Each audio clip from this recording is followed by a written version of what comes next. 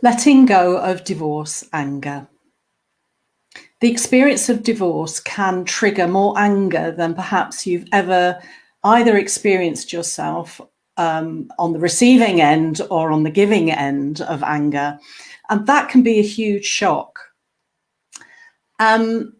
And it also, when we express a lot of anger in difficult situations, such as divorce and divorce negotiations and sorting things out with our soon-to-be ex or whatever, when that level of anger is expressed, or any level of anger is expressed, that can cause a reaction and add fuel to the fire.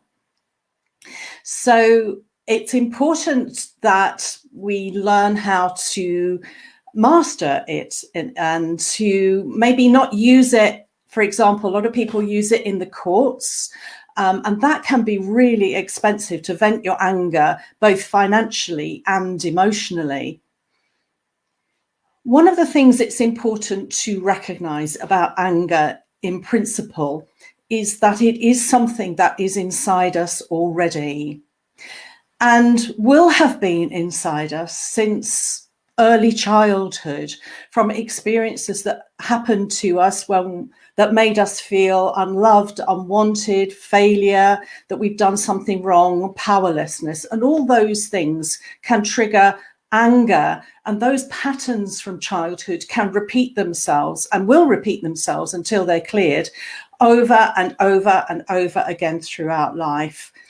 And divorce can be one of those explosive situations where we really need, and we find ourselves having to absolutely look at that situation, because it can make us feel so out of control with the level of anger that there can be. And before we say anything else, what I would also say is that don't, look for the repeat patterns. Have a look for repeat patterns to find out what you're really angry about. And it's important to clear those repeat patterns to prevent them repeating throughout life.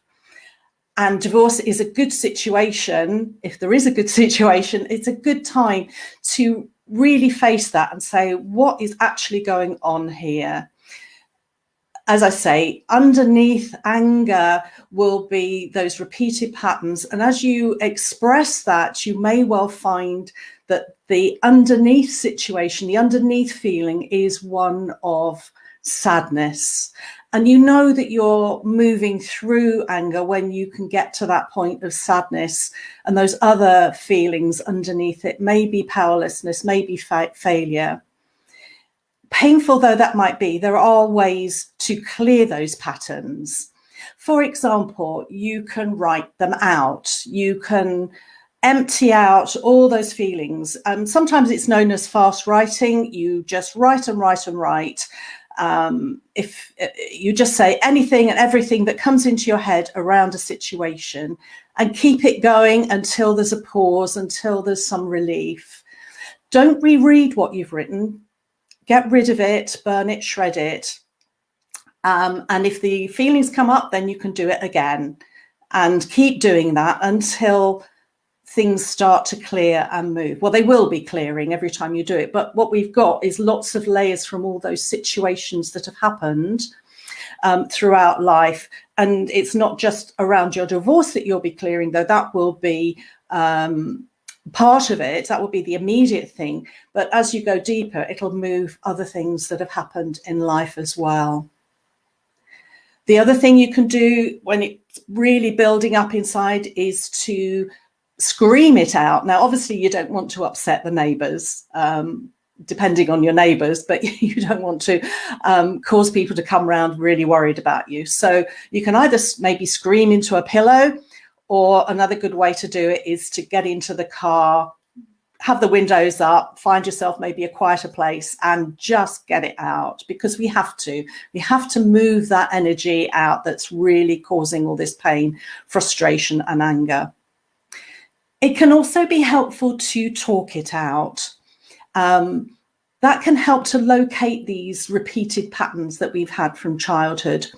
And also it can be helpful to look at those feelings behind the anger, such as sadness, upset, failure, powerlessness, all that stuff. And it can also, all these techniques and tools, if you like, can also help you to pause when you're in a situation with your ex or soon to be ex, and instead of reacting in the moment with anger, it can help you to just remove that reaction or just pause it for a bit, breathe, and if necessary, just say, I'll come back to you on that, or just some way of taking a bit of time out. Because if you can avoid venting at your ex, then you're going to avoid escalating the situation. And if you're able to talk it out with somebody objective, then you're going to maybe get new insights and ways of handling difficult situations like that. It's also important as well that we recognize our own part in the breakup of a relationship. It's never a one-sided thing. There's always elements of each person in the relationship. And that requires some honesty, and also the talking out can also help that.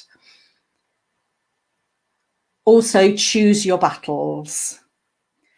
It's only really worth digging your heels in on those battles that are worth fighting. So again, talking it out, taking time out, writing it out can help that frustration when there are little things that niggle and trigger us.